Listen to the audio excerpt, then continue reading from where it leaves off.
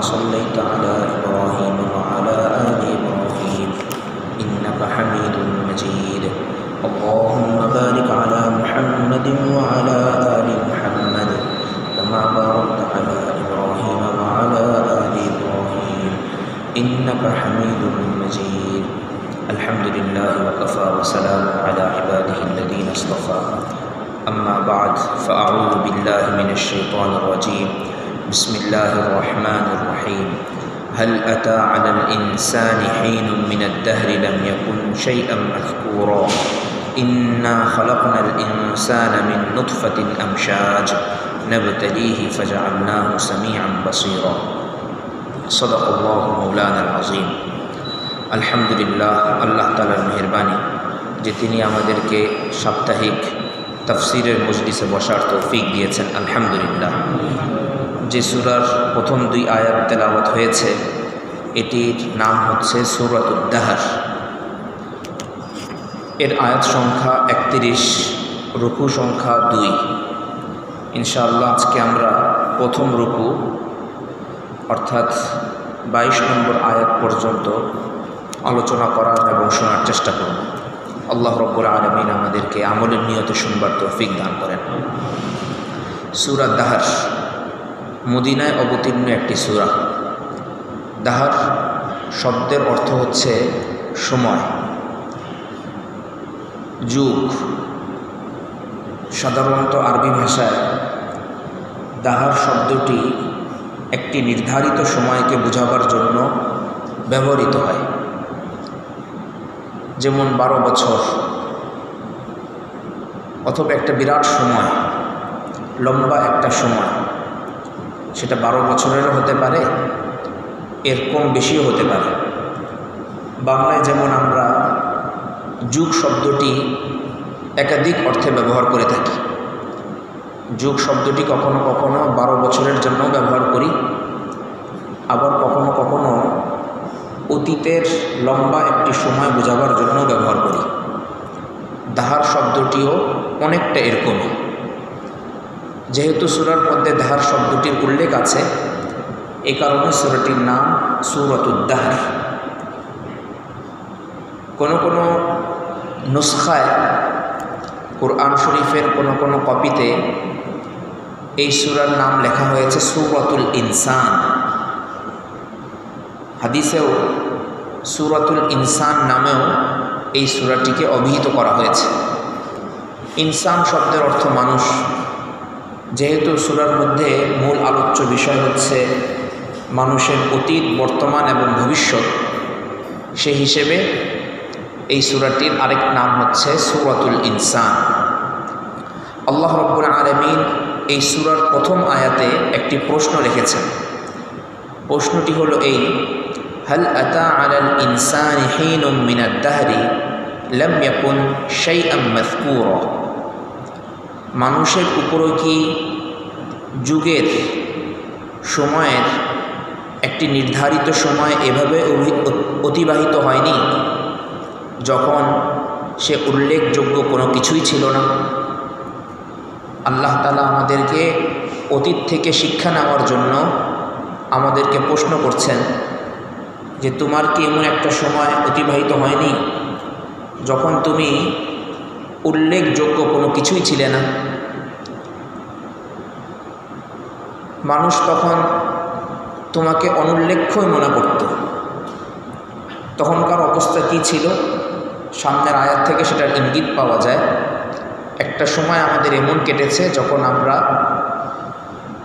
নুতফা ছিলাম, পিতার ঔরস থেকে নির্গত এবং মায়ের পেটের নির্ধারিত স্থানে স্থাপিত বীর্য হিসেবে আমাদের অবস্থান ছিল। তো আল্লাহ রাব্বুল আলামিন কোরআনের জায়গায় জায়গায় মানুষের অহংবোধ, অহংকারকে নষ্ট করার জন্য এই কথাটি স্মরণ করিয়েছে যে তোমার অস্তিত্ব এক ফোঁটা নাপাক পানি থেকে, উল্লেখযোগ্য কোনো কিছুই তুমি ছিলে না। নিজের অতীতকে ভুলে যেও না। এই যে এত রং তামাশা, এত অহংকার, মানুষের উপর এত বড়াই, এই বড়াইগুলো ত্যাগ করো এবং পিছনের কথা মনে রাখো। যদি অতীতকে তুমি মনে রাখতে পারো তাহলে বর্তমানে তোমার পক্ষে ভালো কাজ করা সম্ভব এবং ভবিষ্যতের জন্য প্রস্তুতি গ্রহণ করা সম্ভব। এটা ইতিহাসেরই শিক্ষা যে মানুষ যদি তার অতীতকে মনে রাখে তাহলে বর্তমানে তাকে শুধরানো সম্ভব হয় এবং ভবিষ্যতের জন্য সে উত্তম থেকে উত্তমতর কর্মপন্থা গ্রহণ করতে পারে। কিন্তু কেউ যদি অতীতকেই ভুলে যায়, তার অস্তিত্ব জায়গাটিকেই যদি সে ভুলে যায়, তাহলে বর্তমানে সে নিজেকে শুধরাতেও পারে না, ভবিষ্যতের জন্য প্রস্তুতি গ্রহণ করতে পারে না। তাই আল্লাহ তাআলা প্রশ্ন রাখছেন, মানুষের উপরে কি যুগের এমন একটি সময় অতিবাহিত হয়নি যখন সে উল্লেখযোগ্য কোনো কিছুই ছিল না? ইন্না খালাকনাল ইনসানা মিন নুতফাতিন আমশাজ, নিঃসন্দেহে আমি মানুষকে সৃষ্টি করেছি মিন নুতফা, নুতফা থেকে, বীর্য থেকে, আমশাজ যা মিশ্রিত, পুরুষের এবং নারীর মিশ্রিত নুতফা থেকে আমি মানুষকে সৃষ্টি করেছি। নাবতালিহি শব্দটির দুটি অর্থ। এক অর্থ হচ্ছে এই নুতফাকে, এই বিশেষ পানিকে মায়ের পেটের মধ্যে আমি উলট পালট করি, এক এক সময় এক এক অবস্থানে নেই। প্রথমে তা নুতফা হিসাবে মায়ের রেহেমে, মায়ের গর্ভাশয়ে অবস্থান গ্রহণ করে। এরপরে সেটাকে পর্যায়ে পর্যায়ে আমি উন্নতির দিকে নিয়ে যাই। আল্লাহ রাব্বুল আলামিন সূরা মুমিনুনে 18 নম্বর পারায় এই কথাটি বলেছেন যে মানুষকে আমি কতগুলো অবস্থায় উন্নীত করি। ইরশাদ হচ্ছে, সুম্মা জাআলনাহু নুতফাতান ফি করারিন মাকিন, মানুষকে আমি নুতফা হিসাবে রেখে দিই একটি নির্ধারিত স্থিতির স্থানে। সুম্মা খালাকনান নুতফাতা আলাকা, এরপর সেই নুতফাকে, সেই নির্ধারিত পানিকে আমি আলাকা বানাই, আমি নুতফার পরবর্তী অবস্থা আলাকা হিসাবে আমি এটাকে বানাই। ফাখালাকনাল আলাকাতা মুদগা, এরপর সেই হালকা একটু জমাট বাঁধা রক্তকে মুদগা, গোশতে পরিণত করি। ফাখালাকনাল মুদগাতা ইযামা, সেই গোশতকে আমি হাড্ডিতে পরিণত করি। ফাকাসাউনাল ইযামা লাহমা, এরপর সেই হাড়ের উপরে, সেই হাড্ডির উপরে আবার গোশতের আবরণ চড়াই দিই। সুম্মা আনশানাহু খালকান আখার, এভাবে তাকে অন্য এক সৃষ্টিতে আমি পরিণত করে দিই।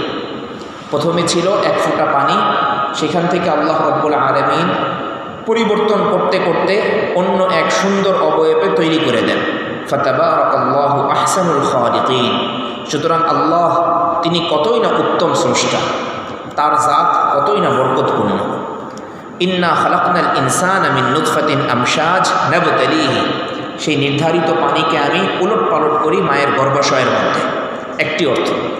দ্বিতীয় অর্থ যে আমি মানুষকে সৃষ্টি করেছি নুতফাতিন আমশাজ, মিশ্রিত নুতফা থেকে, নাবতালিহি, মানুষকে পরীক্ষা করার জন্য, যে সে তার অতীতকে মনে রাখে নাকি রাখে না, সে তার অতীতকে কি ভুলে যায় নাকি স্মরণে রাখে, এই বিষয়টি পরীক্ষা করার জন্য আমি তাকে এভাবে সৃষ্টি করেছি।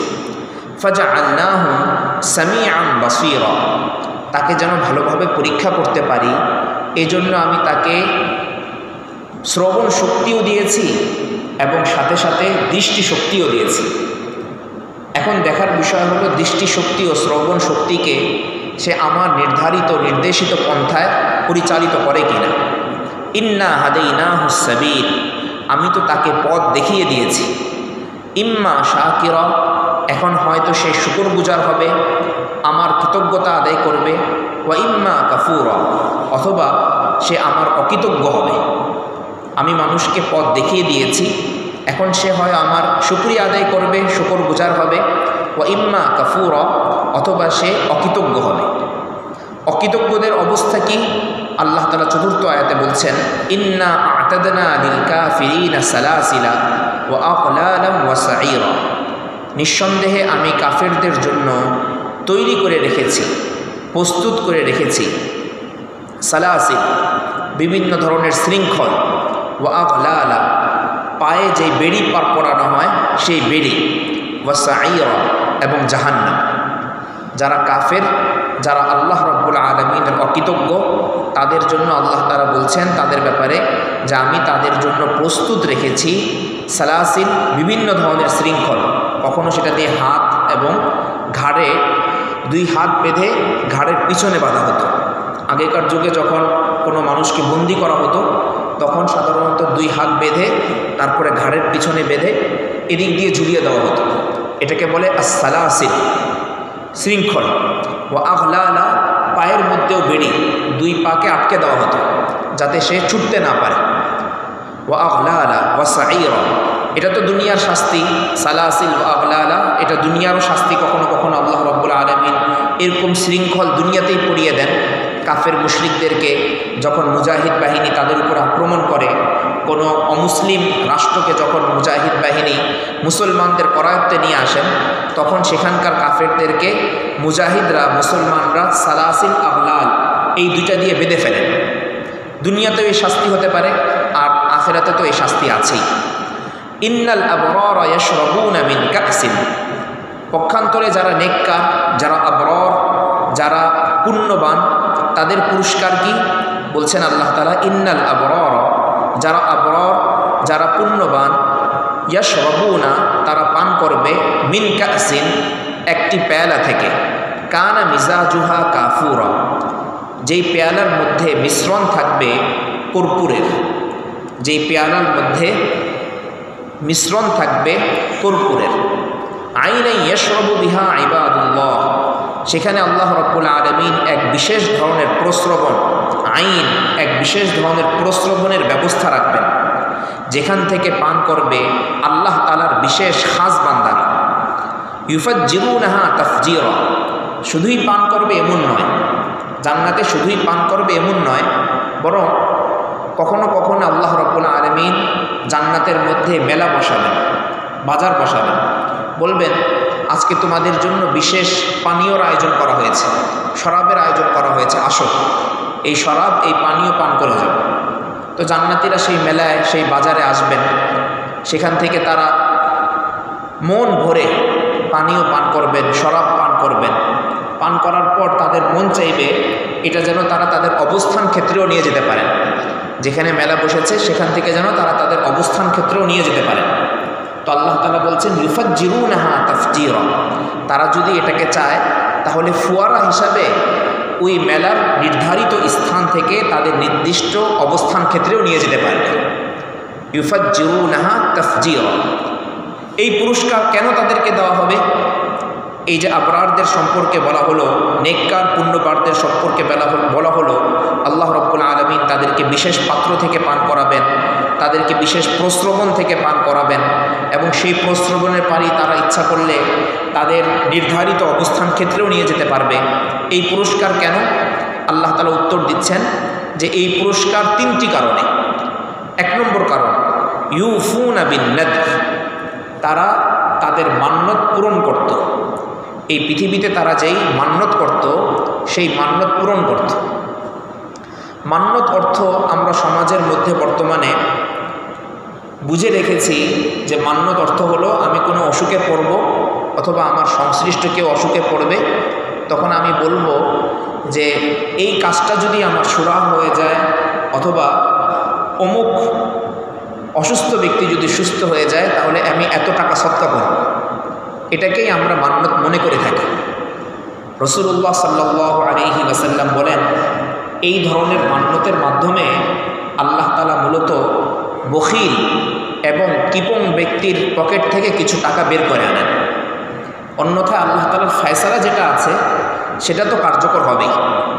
যেমন ধরুন কেউ মান্যত করল আমার যদি ছেলে সন্তান হয় তাহলে আমি অমুক এতিমখানায় একটি গরু দান করব। ছেলে হওয়া না হওয়া সেটা তো আল্লাহ রাব্বুল আলামিন তাকদীরে অনেক আগে থেকে নির্ধারণ করে রেখেছে। এখন ওই বখিল ওই ব্যক্তি এরকম যে সে তার উদ্দেশ্য কার্য পূর্ণ না হলে সে কখনো দানই করে না। এজন্য আল্লাহ রাব্বুল আলামিন তার পকেট থেকে টাকা বের করার একটা ব্যবস্থা করেন তাকে মান্যত করানোর মাধ্যমে। অসুস্থতার ক্ষেত্রেও হতে পারে, বিভিন্ন ক্ষেত্রেও হতে পারে। তো রাসূলুল্লাহ সাল্লাল্লাহু আলাইহি ওয়াসাল্লাম মান্যতের এই সুরতকে নিরুৎসাহিত করেছেন। সাধারণত আমাদের মা বোনেরা এই মান্যত কথায় কথায় বেশি করে থাকেন, তাদেরকেও নিরুৎসাহিত করা চাই। মান্যতের আসল রূপ কি? হাদিস থেকে যেটা জানা যায়, মান্যতের আসল রূপ হচ্ছে আমি নিজের উপরে কোনো নফল কাজকে আবশ্যক করে নিলাম, কোনো ধরনের শর্ত শরায়েত ছাড়া। মনে করলাম যে আজকে রাতে আমি 2 রাকাত তাহাজ্জুদের নামাজ আদায় করব। রাত 3টায় উঠে আজকে আমি 2 রাকাত তাহাজ্জুদের নামাজ আদায় করবই করব। এটা হলো আসল মান্যত। একটা নফল ছিল, তাহাজ্জুদের নামাজ পড়া আমার জন্য নফল ছিল, সেটাকে আমি আবশ্যক করে নিলাম। এটা হলো আসল মান্যত। অনুরূপভাবে আমি নিয়ত করলাম, মান্যত করলাম যে আজকে মসজিদ থেকে বের হওয়ার পর সর্বপ্রথম যেই ফকির আমার চোখের সামনে পড়বে তাকে আমি 100 টাকা দিই। তো এটা হলো আসল মান্যত, মান্যতের আসল সুরত।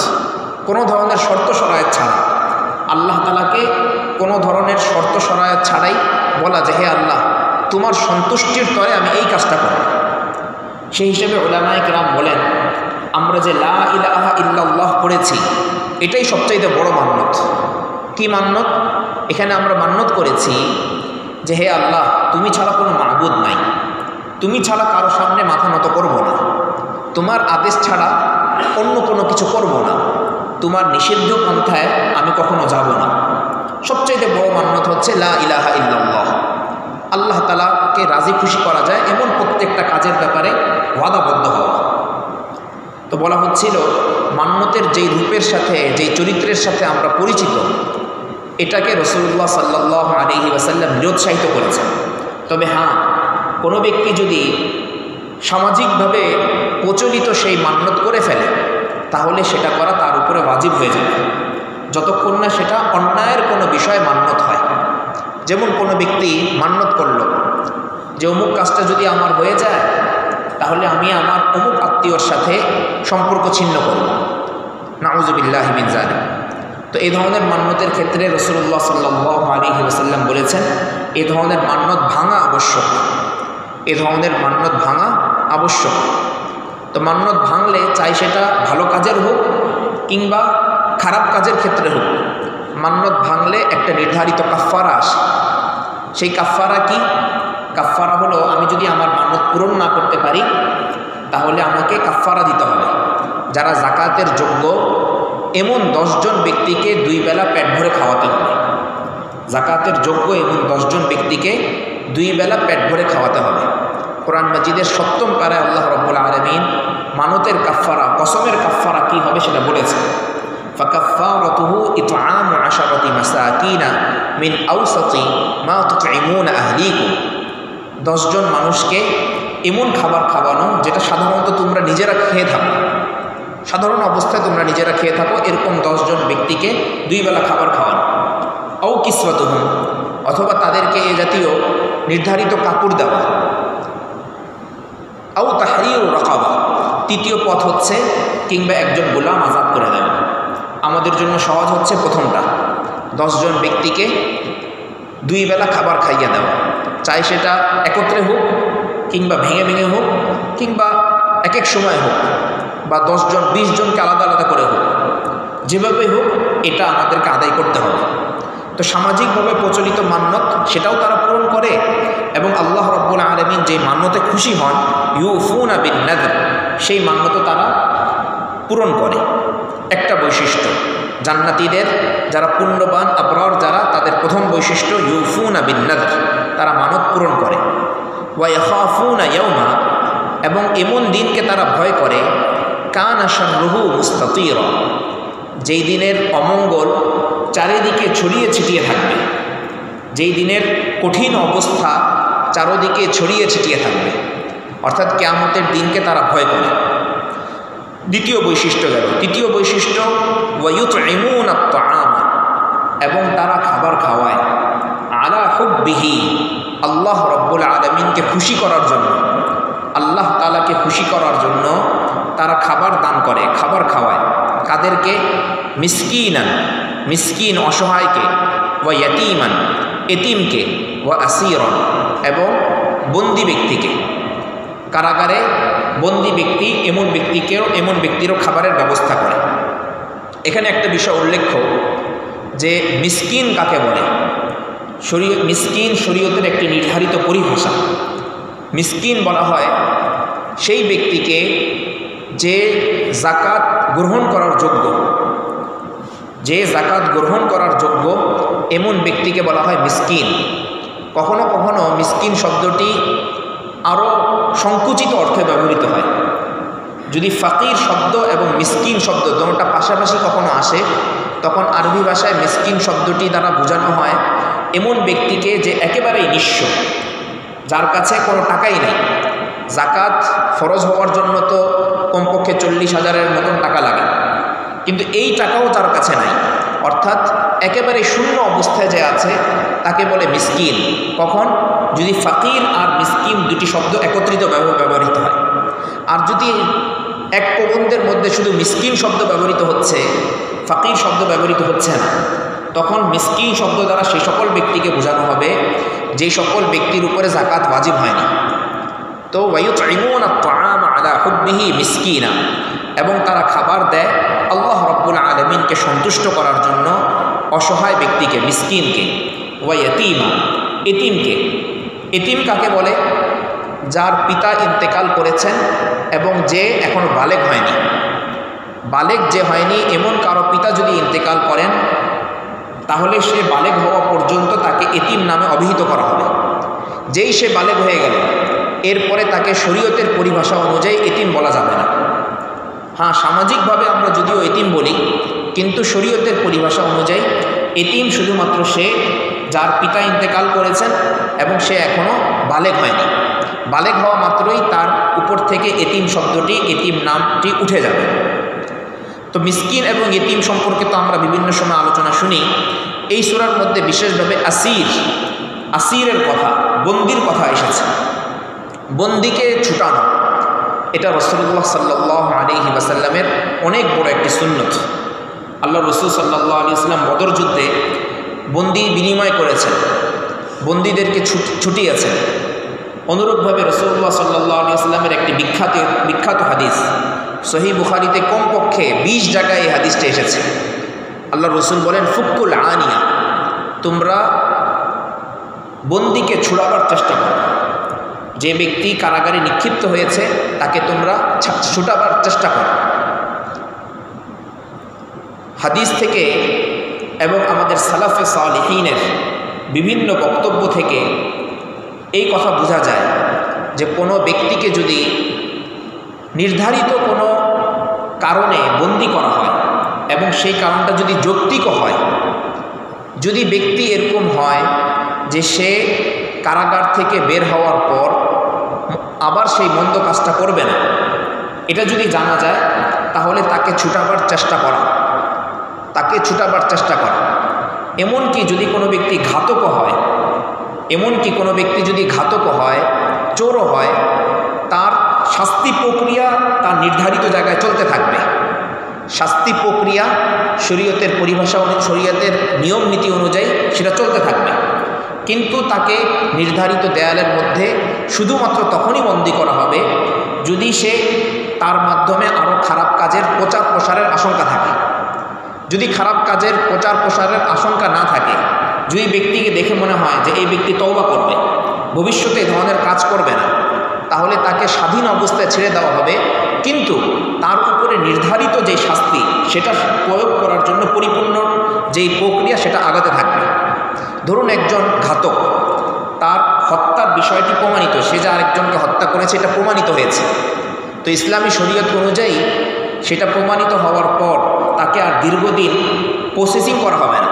যেই প্রমাণিত হয়ে গেছে তৎক্ষণাৎ তার শিরচ্ছেদ করে দেওয়া হবে, তৎক্ষণাৎ কিসাস অনুযায়ী তার শিরচ্ছেদ করে দেওয়া হবে।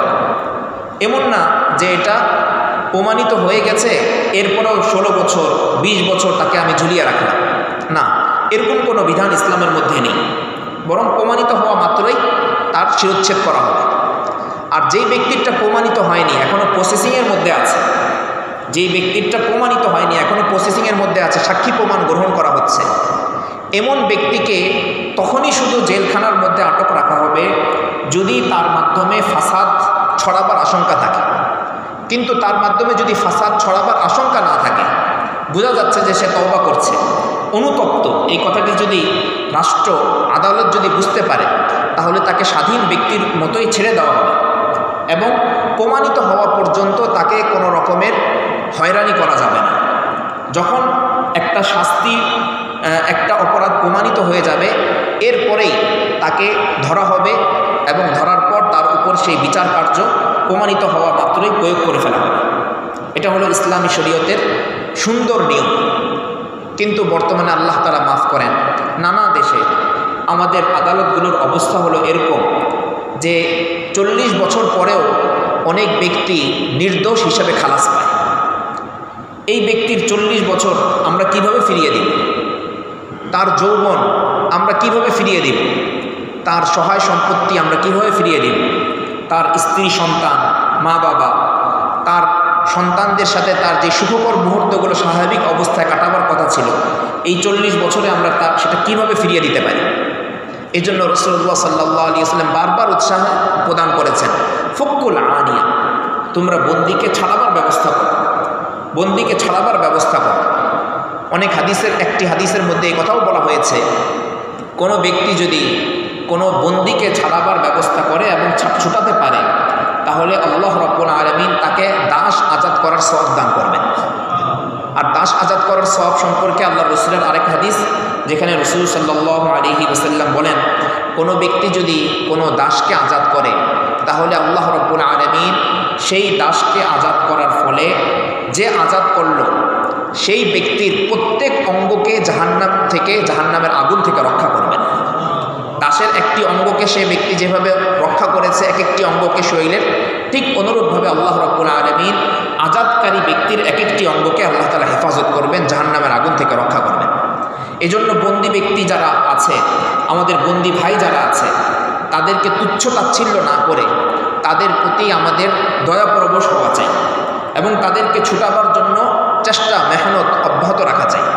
কেউ যদি নির্ধারিত পদে থাকেন এবং তার মাধ্যমে যদি সুপারিশের মাধ্যমে অথবা অন্য কোনো উপায়ে বন্দীকে ছুটাবার ব্যবস্থা থাকে, তাহলে তার সেই কাজটি করা চাই। কারো পক্ষে যদি টাকা পয়সা ব্যয় করার মাধ্যমে বন্দীকে ছুটাবার ব্যবস্থা থাকে, তাহলে সেটাও তার করা চাই।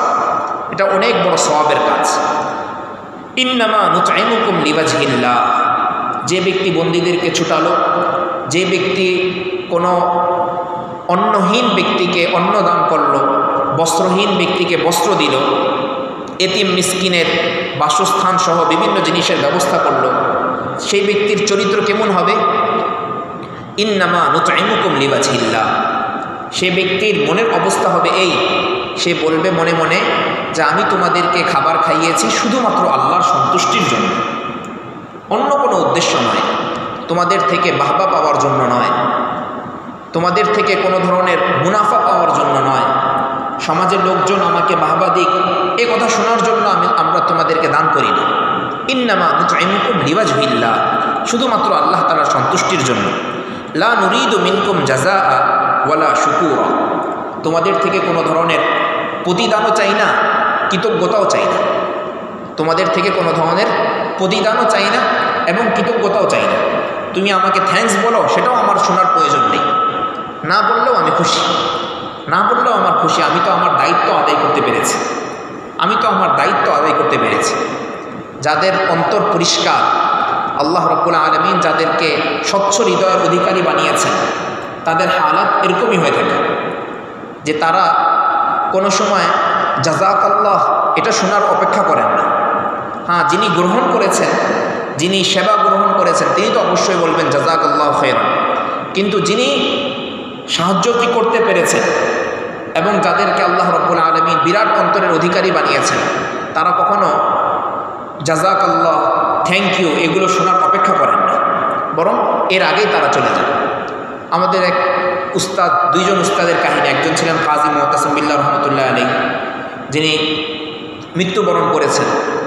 তার একবারের হজের ঘটনা, তিনি তওয়াফ করছেন। তওয়াফ করার সময় আমাদের আরেক উস্তাদ মৌলানা আবু তাহের মিসবাহ দামাত বরকাতুহুম এখন হায়াত আছেন। তো আবু তাহের মিসবাহ দামাত বরকাতুহুমের একটা ব্যাগ পড়ে গেল। পড়ে যাওয়ার পর কাজী মুতাসিম বিল্লাহ রহমতুল্লাহ আলাইহি, তিনি অনেক সিনিয়র, তিনি সেই ব্যাগটা উঠিয়ে দিলেন। উঠিয়ে দেওয়ার পর ব্যাগটা গুছাতে যতক্ষণ সময় লাগে আবু তাহের মিসবাহ সাহেব সেই ব্যাগটা গুছাচ্ছিলেন। জাযাকাল্লাহ বলতে যাবেন, এমন সময় জাযাকাল্লাহ না শুনেই মৌলানা কাজী মুতাসিম বিল্লাহ রহমতুল্লাহ আলাইহি তিনি হেঁটে চলে গেলেন সামনের দিকে। সেটা শোনারও অপেক্ষা করলেন না, বা মুখের যে একটা মুচকি হাসি সেটা গ্রহণেরও তিনি অপেক্ষা করলেন না।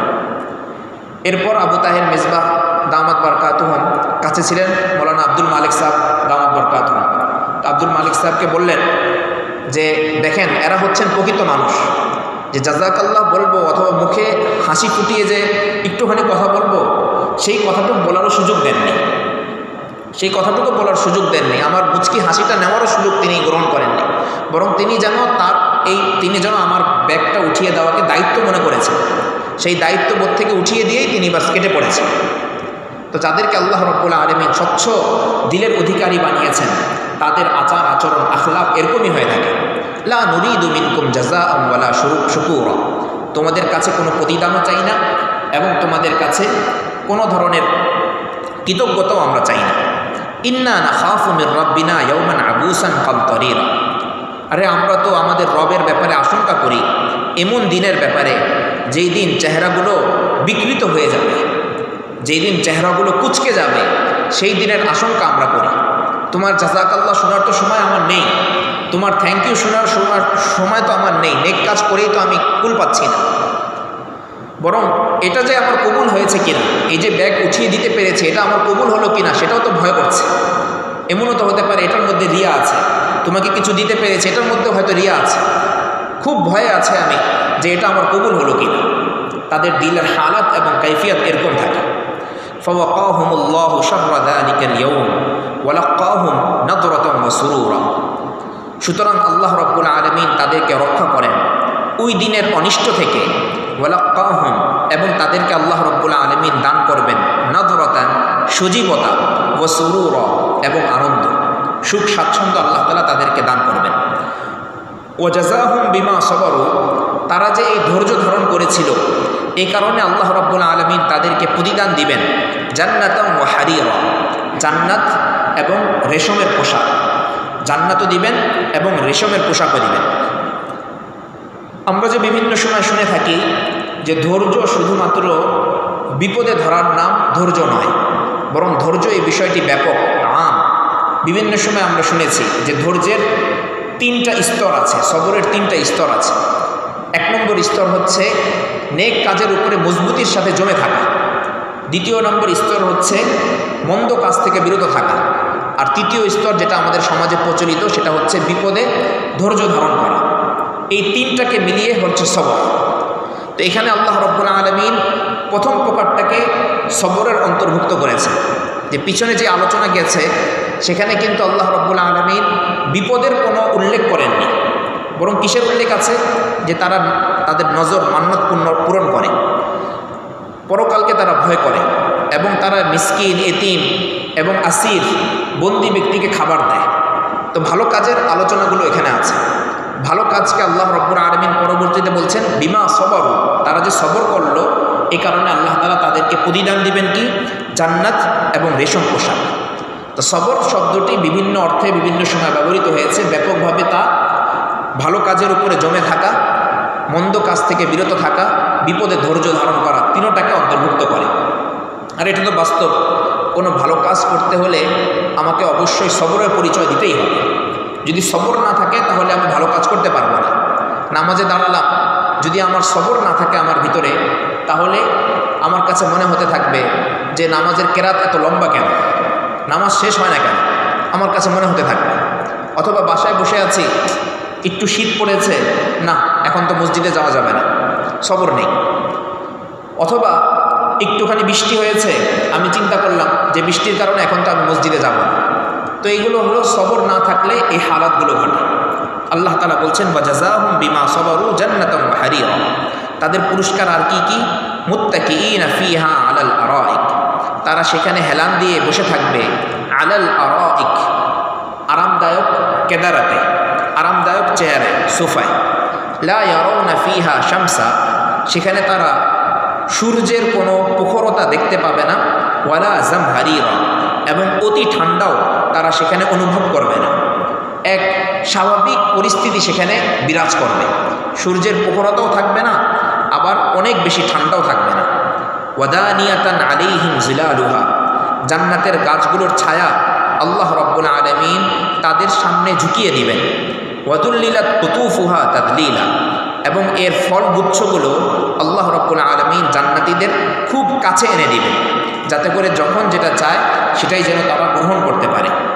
ওয়ায়ুতাফু আলাইহিম বিআনিয়াতিন মিন ফিদ্দাহ, তাদের সামনে ঘুরতে থাকবে বিআনিয়াতিন মিন ফিদ্দাহ, রূপার বিভিন্ন পাত্র। জান্নাতীদের সামনে রূপার বিভিন্ন পাত্র ঘুরতে থাকবে। ওয়া আকওয়াবিন কানাত কাওয়ারির, এবং কাচেরও বিভিন্ন পাত্র, পান পাত্র তাদের সামনে দিয়ে ঘুরতে থাকবে। কাওয়ারির মিন ফিদ্দাহ, মূল পাত্রগুলো আসলে হবে রূপার পাত্র, কিন্তু দেখলে মনে হবে যেন কাঁচ, স্বচ্ছ কাঁচ। দেখলে মনে হচ্ছে কাঁচ, কিন্তু আসলে হবে রূপার। আর সেই রূপাটাও হচ্ছে জান্নাতের রূপা, দুনিয়ার রূপার সাথে এটার কোনো তুলনাই হয় না। কদ্দারুহা তাকদীরা, তাদের প্রয়োজন মাফিক তাদেরকে এগুলো দেওয়া হবে। শুধুমাত্র পাত্র দেওয়া হবে তাই নয়, বরং পাত্রের মধ্যে আল্লাহ রাব্বুল আলামিন জান্নাতের শান অনুযায়ী পানীয় দান করবেন। ওয়ায়ুসকাউনা ফিহা কাসান, জান্নাতে তাদেরকে পান করানো হবে এমন পাত্র থেকেও কানা মিজাজুহা জানজাবিলা, যেটার মিশ্রণ হবে আদার, আদা দিয়ে যেটার মিশ্রণ, যেই পানির মিশ্রণ তৈরি করা হবে। প্রশ্ন হলো, আদার মিশ্রণ আর পিছনে বলা হলো কর্পূরের মিশ্রণ। দুনিয়াতে তো স্বাভাবিক অবস্থায় এগুলো খেয়ে আমরা অভ্যস্ত না, কিন্তু কোনো কোনো জায়গায় হয়তো এগুলো খেয়ে অভ্যস্ত, আরবে এগুলো খেয়ে অভ্যস্ত তারা, তো এটার কি স্বাদ তারা এটা বুঝতেন। এই জন্য আল্লাহ রাব্বুল আলামিন এখানে কর্পূরের আলোচনা এবং আদার পানির আলোচনা বিশেষভাবে করেছেন। সাথে সাথে এটাও আমাদের মনে রাখা চাই যে আল্লাহ রাব্বুল আলামিন শুধুমাত্র আমাদেরকে বুঝার জন্য জান্নাতের বিভিন্ন নাজ নিয়ামতের আলোচনা দুনিয়াবি নাম হিসাবে আমাদের সামনে উপস্থাপন করে থাকেন, আমাদের বুঝার জন্য। অন্যথায় নামে সাদৃশ্যপূর্ণ হলেও কাজের ক্ষেত্রে, স্বাদের ক্ষেত্রে দুইটার মধ্যে আকাশ পাতালের ফরক, বরং আরও বেশি পার্থক্য। জান্নাতের, যদি বলি জান্নাতের আপেল, তাহলে সেটা কখনোই দুনিয়ার আপেলের মতো নয়। শুধু বোঝার জন্যই আল্লাহ রাব্বুল আলামিন আপেল নামটা ব্যবহার করেছেন। না হলে যদি এমন কোনো নাম ব্যবহার করা হতো যেই নামের সাথে আমরা পরিচিত নই, তাহলে আমরা ভুরু কুচকাতাম, বলতাম এটা আবার কী জিনিস। এজন্য আল্লাহ রাব্বুল আলামিন দুনিয়াবি নামগুলো ব্যবহার করেন যেন আমরা বুঝতে পারি, আমাদের বুঝতে যেন সহজ হয়। আইনান ফিহা তুসাম্মা সালসাবিলা, আল্লাহ রাব্বুল আলামিন সেখানে এমন ঝর্ণার পানীয় থেকেও মানুষকে পান করাবেন যেই ঝর্ণার নাম হবে সালসাবিল। এই সালসাবিল এটার নাম, এটার ধরন কি, কাইফিয়াত কি, এটার আকৃতি কি, এটার স্বাদ কীরকম, সেটা আল্লাহ রাব্বুল আলামিনই ভালো জানেন। এবং যেদিন আমরা পান করব ইনশাআল্লাহ সেদিন আমরা বুঝতে পারব।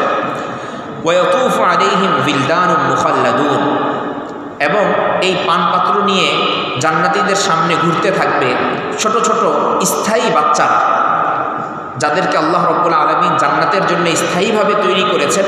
এমন ছোট ছোট বাচ্চারা সেই পানপাত্র নিয়ে জান্নাতীদের সামনে ঘুরতে থাকবে। ইদা রাআইতাহুম, যদি তুমি এই বাচ্চাদের দিকে একবার তাকাও, হাসিবতাহুম, তাহলে তুমি তাদেরকে মনে করবে, দেখলে তাদেরকে মনে হবে লুআলুআম মানসুরা, যেন ছড়িয়ে ছিটিয়ে রাখা মুক্তা, ছড়িয়ে ছিটিয়ে রাখা মুক্তা। স্বভাবতই পরিবেশনকারী যদি সুন্দর হন, তাহলে পরিবেশনের পদ্ধতি যদি সুন্দর হয়, জিনিসটার প্রতি মায়া মহাব্বত আরও বেশি বেড়ে যায়, ওই জিনিসটা খেতে ইচ্ছা করে।